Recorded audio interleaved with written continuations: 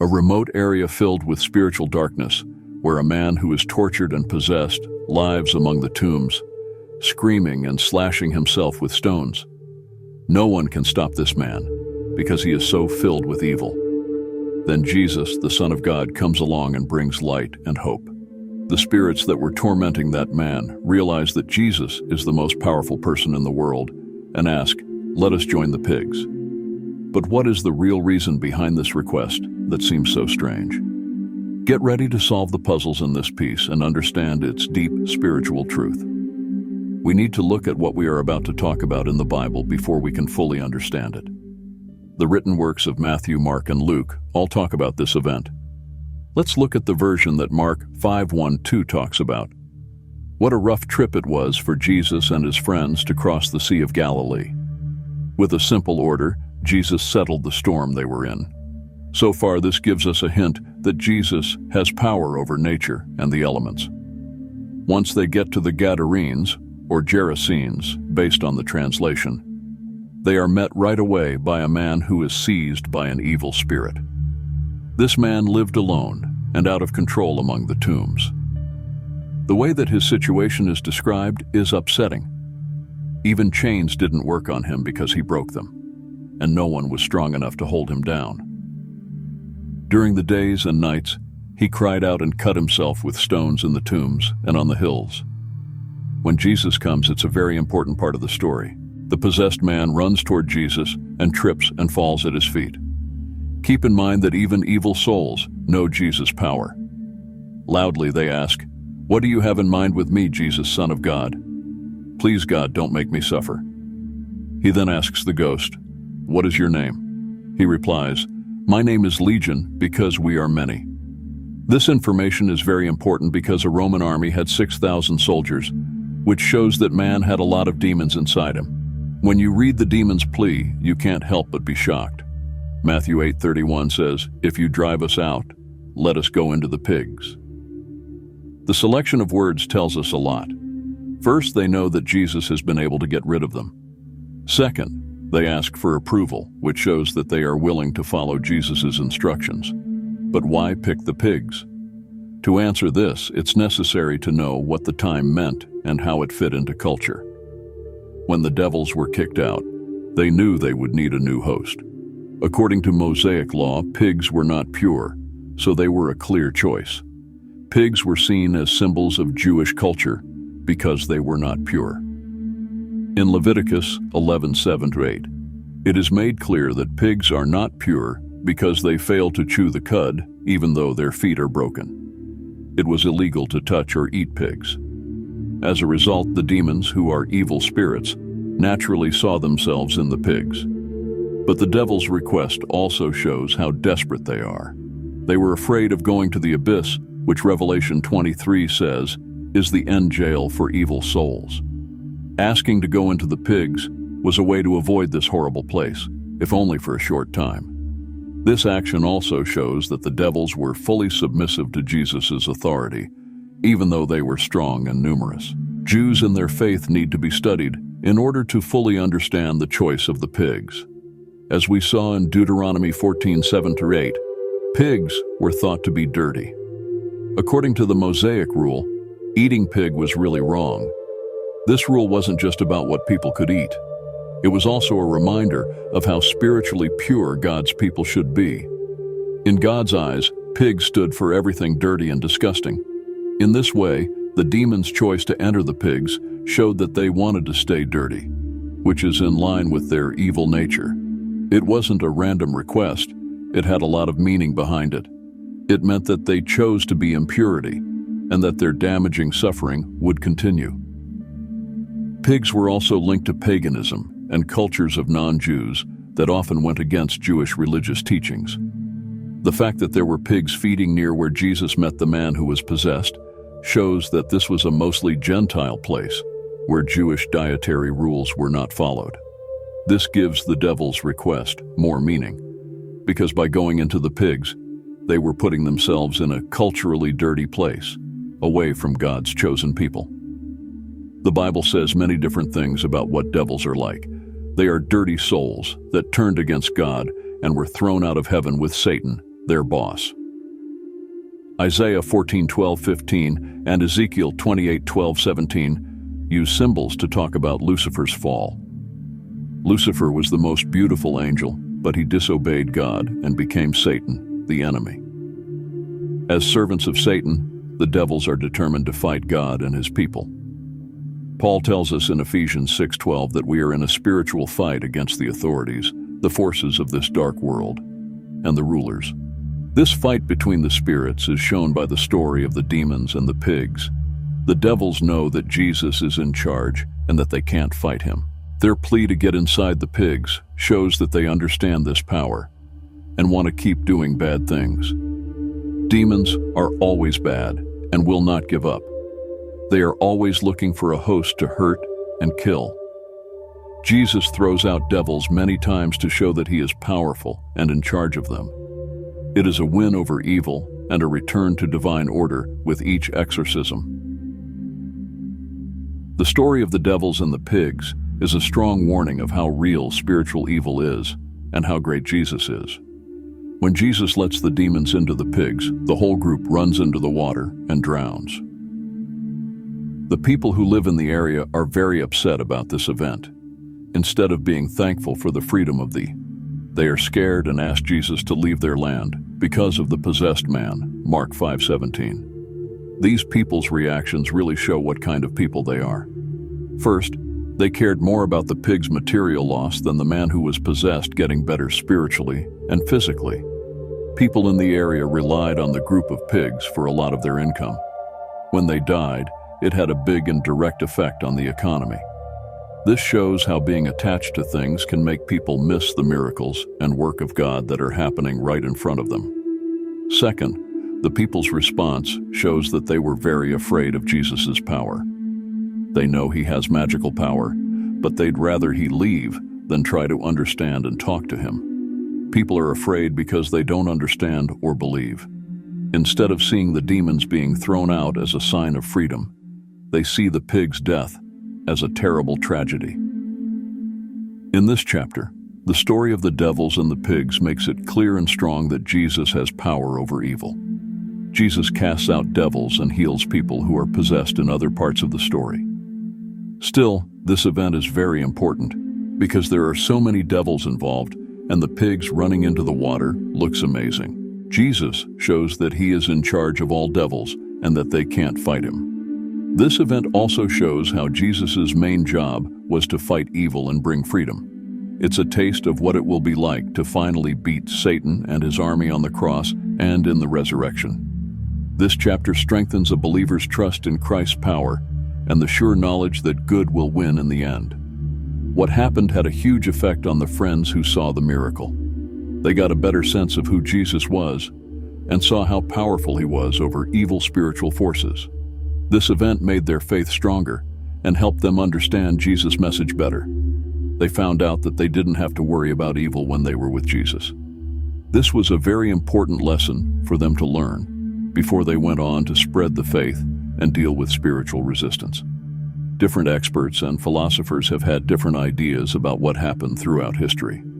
Some explanations focus on how the event really happened, while others look for greater meanings.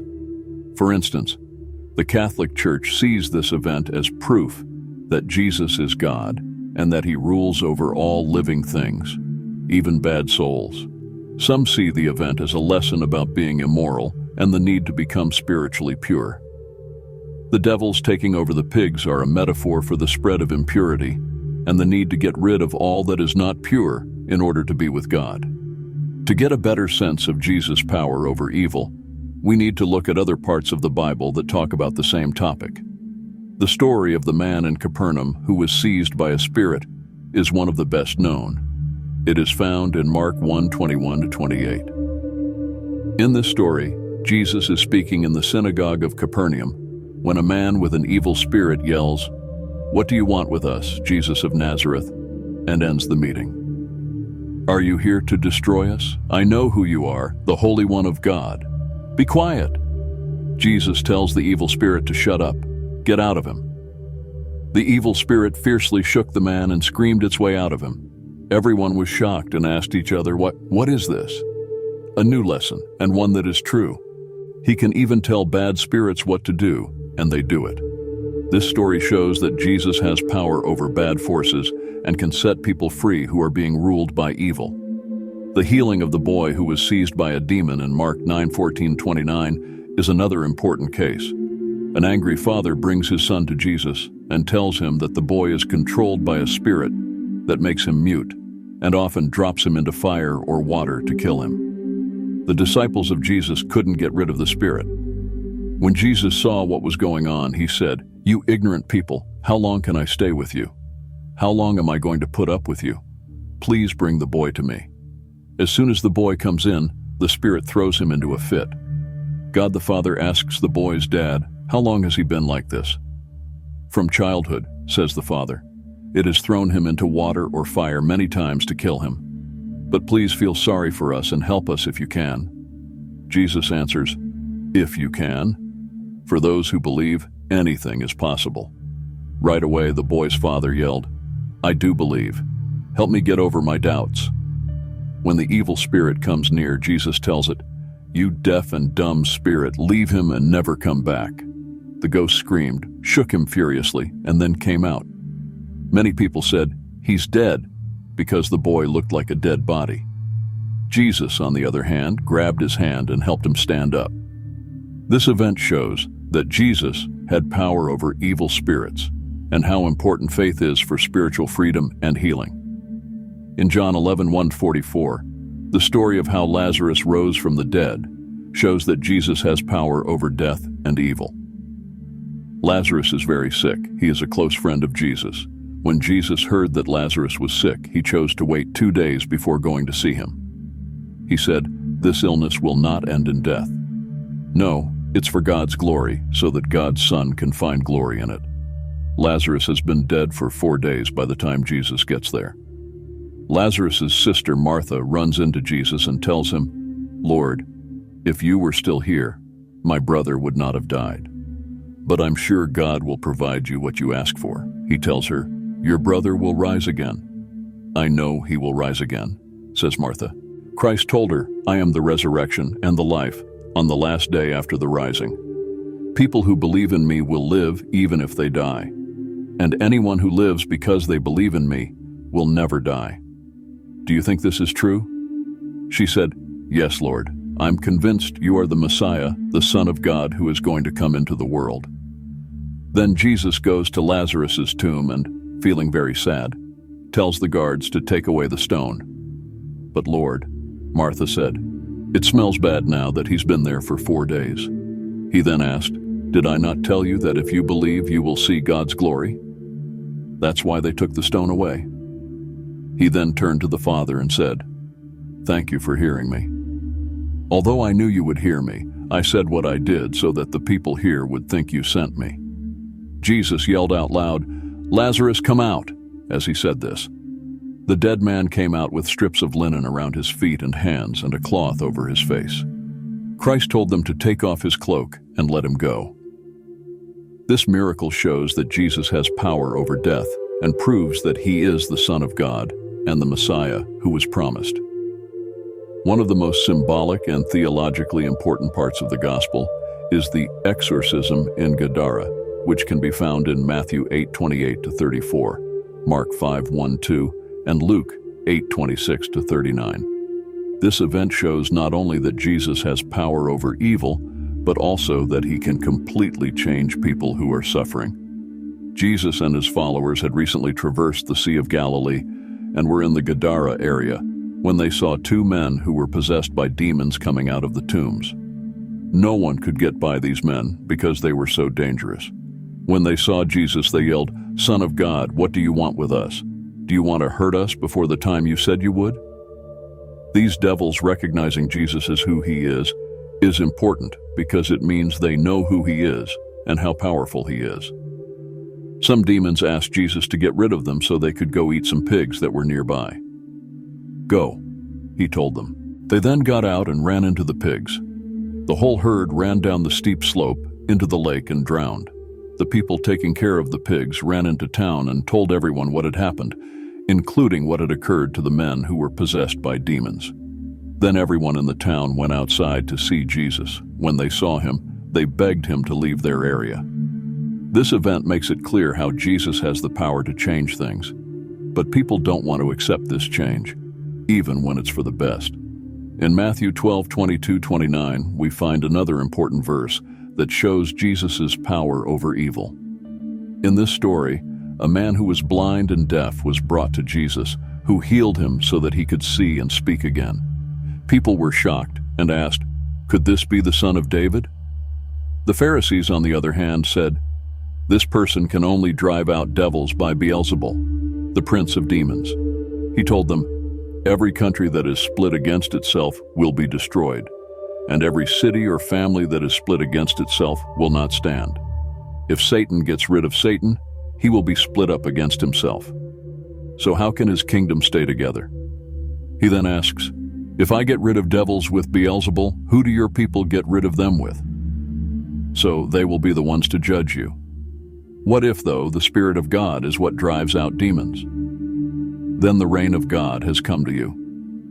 This story not only shows that Jesus had power over devils, but it also shows how religious leaders didn't believe and didn't want to accept the truth about Jesus' divine power.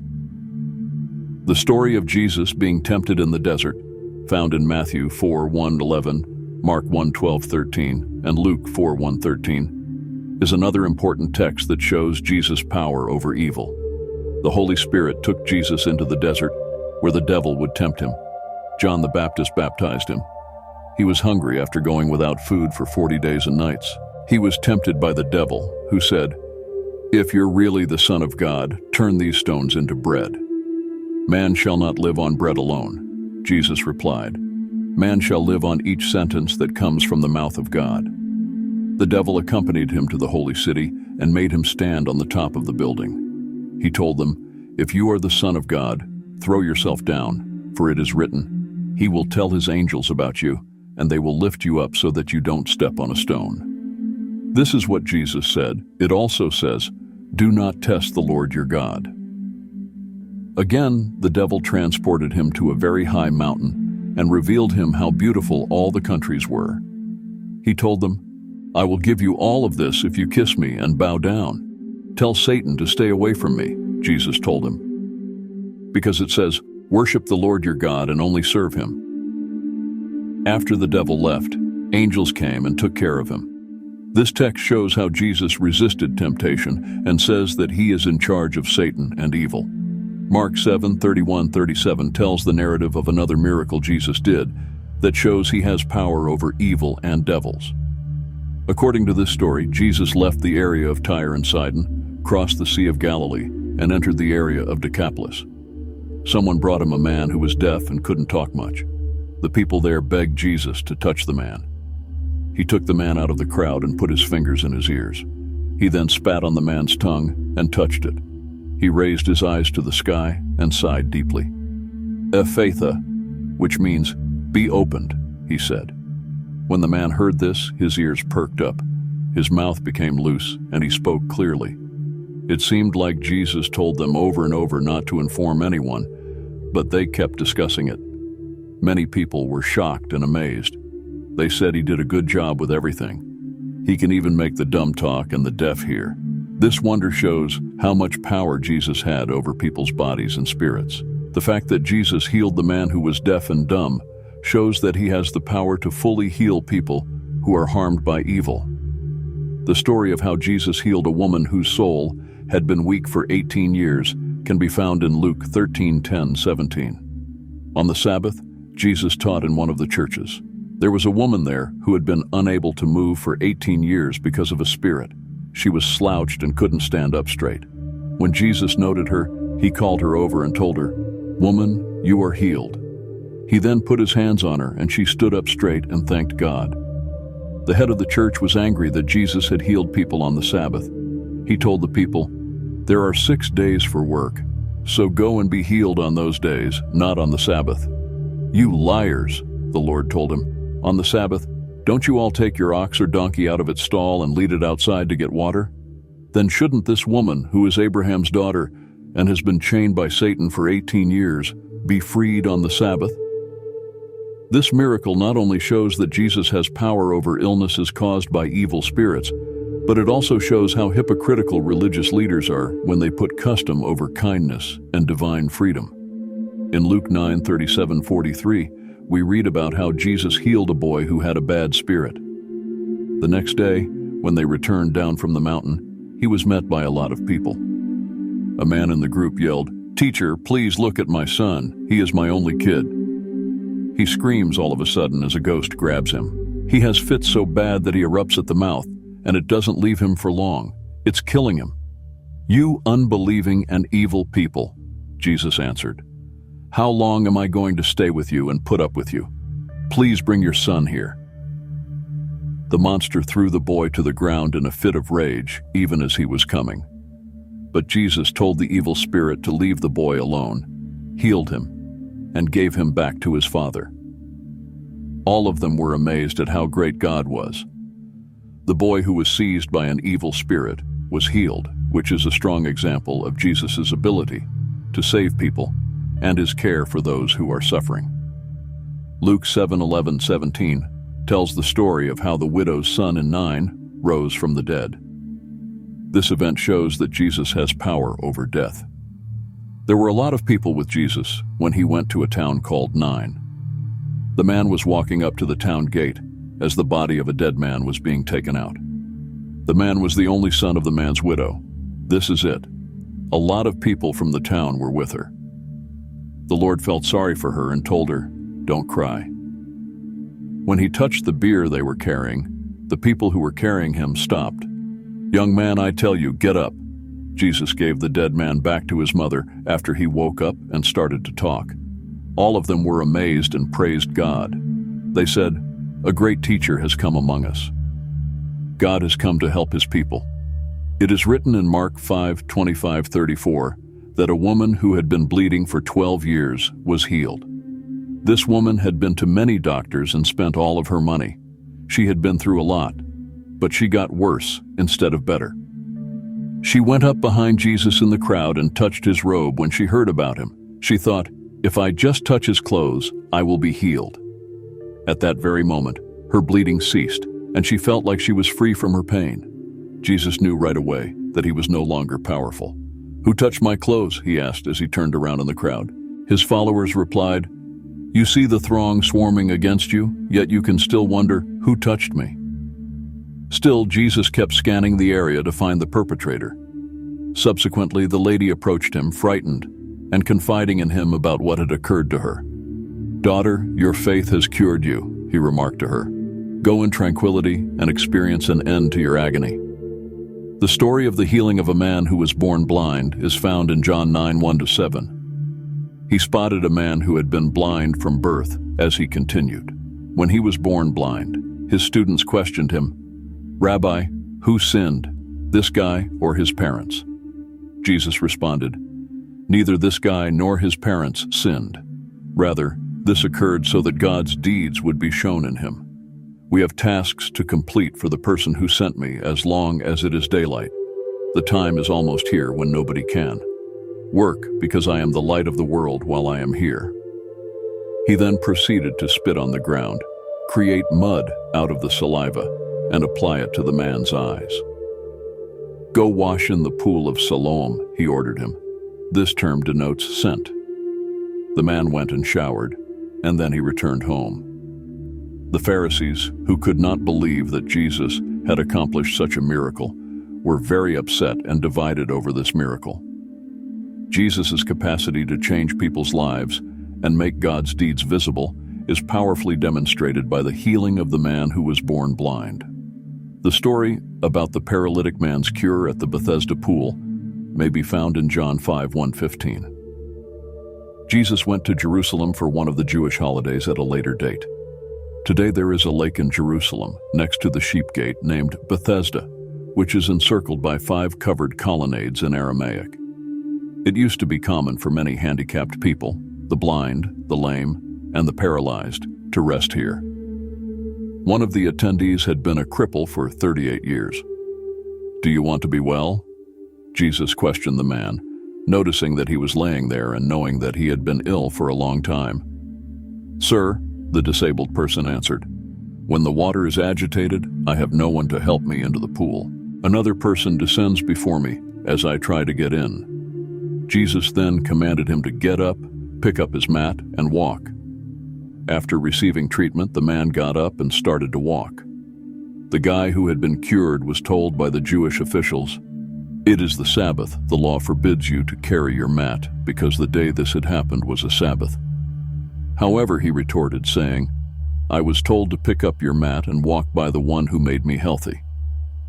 "Who is this person who urged you to take it up and walk?" they questioned him. The cured man was unaware of this, as Jesus had vanished into the throng. Jesus later discovered him at the temple and remarked, "See, you are healed once more. Give up your sins before something worse happens to you." The guy left and informed the Jewish authorities that Jesus had healed him. This miracle disproves religious traditions that prioritize laws above compassion and supernatural healing, and shows Jesus' power over sickness. The story of the pigs and the demons still has relevance in our times. It serves as a reminder of the strength of evil in the world and the ongoing necessity of spiritual watchfulness. It also reassures us that Jesus is in complete control of everything, including devils. This chapter exhorts contemporary Christians to pursue purity and cleansing in their lives while putting their faith in Jesus' authority. It forces us to assess our priorities and acknowledge that spiritual development is more important than worldly worries. Every miracle that Jesus does conveys a message of hope, faith, and transformation that is crucial for contemporary Christian practice. First, the significance of faith is imparted to us by Jesus' miracles. Healing and emancipation were frequently associated with the faith of people who followed Jesus. The woman with the blood problem, for instance, had confidence that her cure would come from simply touching Jesus' clothing, and her belief was rewarded. Similar to this, the centurion who requested Jesus to heal his servant showed incredible confidence by thinking that a mere word from Jesus across the distance would be enough. These illustrations demonstrate the need of faith in order to encounter God's power in the modern Christian life. This pushes us to put all of our faith in God, believing that He can step in and change any situation, even in the most trying times. Jesus frequently intervened to ease the pain of the afflicted, the ill, and the downtrodden out of compassion for them. Christians today should be inspired by this act of charity. We are asked to be Jesus' hands and feet in this world of such suffering and need, showing compassion and support to those in need. Replicating Christ's altruistic nature, practicing Christianity entails a dedication to social justice, almsgiving, and community service. The miracles demonstrate God's omnipotence over nature, illness, demonic spirits, and even death. We feel secure and confident in our everyday lives despite adversity and uncertainty because of our sovereignty. We can have faith that God is in charge and that nothing eludes His notice. Because God is sovereign and able to create good out of every situation, we should be inspired to live with bravery and hope no matter what we encounter. Furthermore, human conventions and traditions, which frequently become impediments to God's work, are challenged by Jesus' miracles. Jesus defied the religious and cultural norms of His day by healing on the Sabbath, touching lepers, and providing aid to Samaritans. As Christians in the modern era, we have to be prepared to question customs and laws that do not reflect the justice and love of God. Faith should be dynamic and adaptable, emphasizing the spirit of the law over its text, and always aiming to show the love of Christ in whatever we do. Jesus' miracles provide as another reminder that the spiritual realm exists. The defeat of bad spirits and the release of demon-possessed people demonstrate the existence of a spiritual realm that influences the material world. This entails maintaining spiritual vigilance and arming oneself with faith, prayer, and the Bible. As Paul tells us in Ephesians 6:12, modern Christians must understand that our battle is not against flesh and blood, but rather against rulers and powers. Being a Christian means having a regular prayer life and relying on the Holy Spirit to help you recognize and oppose the powers of evil. A glimpse of God's kingdom, where there will be no more sorrow, suffering, or death, is provided with each healing, exorcism, and resurrection. We have hope because of this. And a more ambitious goal: we exist for all of eternity, not just the here and now. This eschatological viewpoint ought to influence how we practice our faith, inspiring us to live moral lives and spread the good news of the gospel to everyone. Jesus' miracles inspire Christians today to pursue lives of active faith, selfless service, and unwavering hope, believing in God's capacity to change every aspect of our lives. We've finished our video, and I pray you enjoy it. Don't let this chance to connect spiritually, learn new things, or find inspiration pass you by. To help our community grow, please subscribe to our channel, like it, and post comments. Also, you may become a channel member to assist us in spreading more heartwarming religious stories. When we work together, we can change the world and further our spiritual development. You are essential to us. To enable you to sign up as a member right now, we've included the link in the video description. Keep viewing the Bible's historical documentaries. I'll leave you with these 2 suggestions on the screen. May God reward you. We'll go on to the following video.